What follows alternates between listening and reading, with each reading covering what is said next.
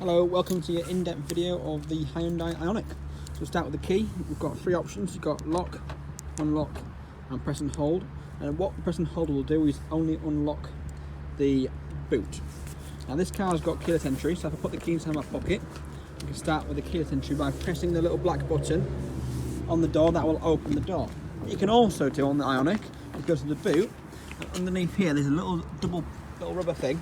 You can double press that and it will only unlock the boot, and then you can get into the boot. So just inside the boot, what we've got as an option is if you can get into the filler cap, you can actually pull this open and it will release the filler cap. Under here you've got your spare wheel, so all the tools, bits and pieces, and then just behind here you've actually got one of the batteries. Okay, so if you need to jump start the vehicle, that's how to do it. So just press that back up. So we'll jump into the back seat of the car for now. Oh, need to unlock it. So just quickly on the back seats, we've actually got the rear heated seats. So the press that you've got two settings to do the heated seats. Then you've also got your ISOFIX bits and pieces there. Okay, so let's jump into the front. We'll start this by the driver's seat. Okay, so this seat has actually got the electric function. So you've got three different things you can do. You can go forwards and back. You can go up and down, and then you can go forwards and back, which will do the back of the seat there. This button here is for the lumbar support for your lower back as well. Now with regards to this, we use a little reminder. Imagine that's the seat, so that's the back and that's the front, and then you can adjust it accordingly. Now we'll jump in. Now on the Ioniq, what you can actually do, you've actually got memory settings. So when you jump in, it will go to the previously set setting. If you then, I'll show you quickly, turn the car off, it'll go to your most recent setting, press it off, and what it'll do, it'll actually go back a little bit to be able to get you out of the vehicle. So what we're going to do first is we're going to turn the vehicle on. So foot on the brake and press the start button once. If we look over here, we've got your memory seat settings. So if you press number 1, it'll go to the number 1, whatever it is. Now I'm not sure if that's your previous setting, so let's just put it to number 2. And what you can actually do is if you set a seat, we'll put it in any random position for now. We'll go with that, okay? What you can then do is press set and press number 2. As you can see there, it's saved to driver's seat setting number 2. Okay, so if we come down here, we've got your auto folding mirrors. Now, if you leave it in the middle, when it locks, it will close them when you lock the car. Nice and simple. If you press this button, you'll see there the mirrors are closing, and then you press it open again, it'll do the opposite. Okay, if you leave it on the open, they won't close when you lock the vehicle. Left and right is your mirrors, and that's your mirror operation. Lock and unlock the vehicle, lock the windows, and then you've got your window operation. Over here, you've got your lane departure and lane keep assist. So if you go over the white lines, it'll beep at you. Now if that symbol goes green, see there, it's flickering on and off, so you can focus the camera. You see that's flickering on and off. If that goes green, that means it'll take control of the steering wheel, and if you go over the white lines, it will bring you back into the middle. Now don't use that as a complete foolproof, because sometimes it doesn't quite pick up the white lines. This here is your lane departure warning. Now with the lane departure, if you look there when I press it on and off, that goes orange. If you try to indicate and there's something in your blind spot and turn, say on the motorway you turn into something, it will alert you that something is in your blind spot. So it's telling you not to do that basically. And same with the lane departure. If you're in the middle of the lane, you try to turn your steering wheel, you'll feel the steering wheel pulling you back towards the middle of the lane. Okay.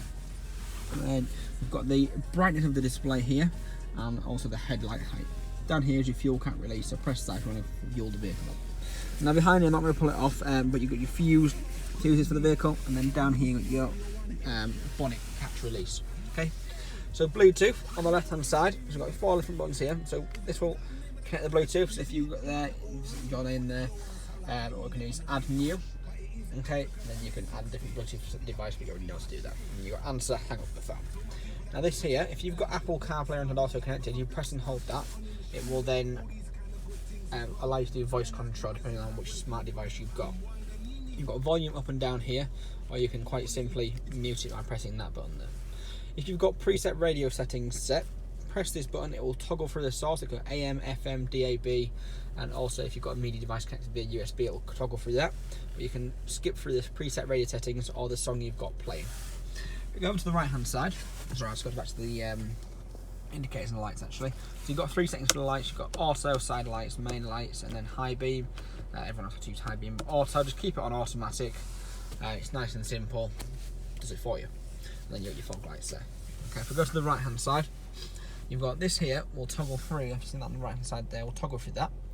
So you've got your car settings, destination, lane departure, and tyre pressures, and then you've got user settings. What you can do, so just get that focused, if you go onto each setting, you can then toggle up and down using this button here, and you can go from miles per gallon, driving style, where the energy is coming from, temperature, average fuel economy, all that kind of thing. Okay, and we toggle across one more, you've got your destination.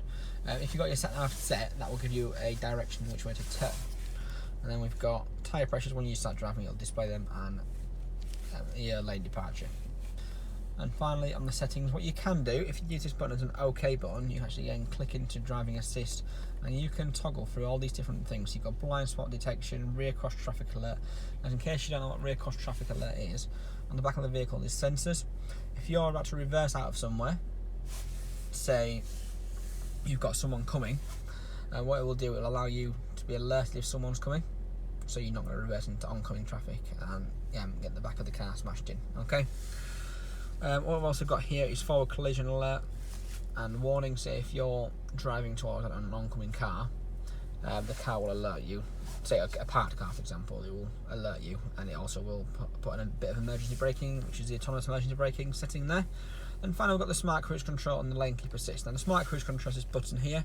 Now to set it, all you do is you press there, it'll say cruise. Now you get to the desired speed on the motorway or wherever you're driving, and flick this button down to say set. As you can see there, it's saying smart cruise control conditions not met. Now you've got 4 different settings. 3 different settings even on the smart cruise control. What smart cruise control quite simply does, it maintains the gap with you for the car in front. So if your car in front is set, say your car's set at 70 and the car in front is doing 65, your car will then slow down to 65. If that car then speeds up to 80, 85, your car will only speed up to the speed you set it to. Now determined how far you set this will maintain the gap. So the slower the speed, the smaller the gap, and the bigger the speed, so the bigger the gap. Because what it does in here, you've got a little small camera that's detecting the road around you all the time and it's using very quick mathematics to determine how quick and the stopping distances, all that kind of thing. Okay. And then finally, you've got your wipers. So to pull towards you the front jets, not going to do it on this occasion, but pull towards you the front jets, and then up and down accordingly. And then you've got your automatic wiper, which you can adjust the intervals there. So we're going to the main screen here. So I'll just cancel off your Bluetooth there. So you go to home. Now there's loads of different things you can do on here. So let's just go through the main things. So you've got hybrid here. That will give you all the different bits of information you need to know regards to the hybrid battery. So go to fuel economy, you can see what sort of MPG you'd be getting, how much electric motor use you're using, all that kind of thing. You can reset that if you want to as well. You've got your eco driving level. So at the moment, because we've stood still, it's saying eco level 1. So for example, if you're doing really good driving, really economical driving, it'll go all the way up and be full. Okay. Then we've got energy flow. What part of the car it's using at the moment. The car switched itself off because it's in electric mode, but it's then just using the battery. Also, as an indication on that, it's to say EV there, which tells you you're in electrical vehicle mode. Okay, so we go back, and then we go on to all menus. This is the brain of the car. So if we scroll through, you've got your everything which has been through. If we go on to radio, if you say your favourite station, for example, is, I don't know, Radio 2, and you want to preset as a favourite, press favourites on there, and then press and hold. What that will then do is preset that as a favourite, and then as earlier I said, you can toggle through the stations there. So that's what I'm doing there, okay? So whatever you like to listen to, okay? Again, you can scan it and have traffic alerts when we're pressing that button there, but again, it's everyone's preference what they want to do with it. If we go, other bits mentioned, you've got auxiliary media. Depending on which media device you've got plugged in, will determine which one then highlights itself. If you go to navigation, you can do one of two things to get an address. You can press address, do it the long way, okay, and pop your address in, or you can just press address book and have a preset favourite. Alternatively, if you want to see the map, quite simply just press map on there, it'll bring up the map screen. You can then press route onto there and find the destination doing it that way if you wanted to. There's lots of different things you can do on here, so if you're quite of interest, if the pubs do reopen anytime soon and you want to go for a cheeky pint after you finish work or something like that, if you type in near current position, and if you go to, let's have a look here, restaurants, bars and pubs, It'll tell you all the different pubs in the area, okay, and so on. Same with petrol stations, restaurants, accommodation, all that kind of things in there as well. So lots of things you can do with the Hyundai sat nav. I won't go into all the details, but have a little play around with it, get used to it. If you get stuck with anything, let me know, and I'm more than happy to go through it. If we go to the settings, there's lots of different things you can change on the settings. So you've got your Bluetooth, we've already discussed. You can turn it down a little bit. And navigation. Now, sound is quite clever what the Ioniq will do. So, say for example, you've got any youngsters in the car, or anybody else in the car, or say someone's hard of hearing. What you can do is actually adjust where the sound's coming from. So, if, say for example, you have 80% hearing in the left ear, but it's 100% in the right ear, you can maybe make it over the left hand side a bit more. So it's coming out the left hand side a bit better. Makes it a bit better for you, and you can adjust the hearing to your preferences. If you've got kids in the back that only want to listen to their music, something like that, you can then put them to the back and you won't hear it as much. Same with the equalizer, you can adjust like the bass, the mid and the treble if you wanted to, and then you've got loudness. And what you can do is if you are reversing or navigating the vehicle, you can have the priority of the navigation if you wanted to. So let's go to the next kind of thing on here. So go back to the menu. As we were discussing earlier, the car's got Android Auto, Apple CarPlay, depending on which device you have. You can then put it into the USB down here, and then just click it onto there accordingly, and then it'll be like your phone screen's on the screen in front of you. So if we come down here, nice and simple, it's the air conditioning unit, and this car's got dual climate control. If we set your side to, say for example, just the driver, 25 degrees, turn the fans on. To get better fuel economy, all you have to do is press driver only. It'll get a bit, not massive amounts, but you'll get better fuel economy. Press driver only off, it'll put whatever that side is was set at last, or you can then press synchronize, and it'll have both exactly the same. Okay, let's turn it down a little bit, and then if we go down here a little bit more, you've got mode. So the mode, what that will quite simply do is change the differences between where the fan's coming from. Okay, so toggle through that will get you one you want. If you want to miss the windscreen quickly, press that button there. That little picture will come up, and then it'll miss the screen as quick as possible. Or you can turn it off. And then you've got recirculating the air around the car. If you turn that off, that'll just have air coming in from outside. Aircon makes the cold air colder in the summer when it's too hot. Front windscreen, rear windscreen, off and automatic. Okay. Now auto, what that'll do, will just put it onto what it thinks it needs to be. So that's standard 25 degrees. Okay. Come down here, we've got two 12-volt charging ports. If you've got an adapter, you can put it in, or USB. Now the USB will quite simply connect to the screen up here. If you've got Android Auto, Apple CarPlay, also will charge your phone at the same time. Now, auxiliary is just plug it in if you've got an auxiliary port on your phone, you can listen to music. Now, down here we've got the wireless charging pad, just move that out of the way. Now, for the wireless charging pad to work, what you need to make sure is that the vehicle doors are closed. It won't work if the vehicle's doors are open. To make sure it's working, there'll be a little orange light comes on there, you can see there, and that will indicate that the wireless charging is working.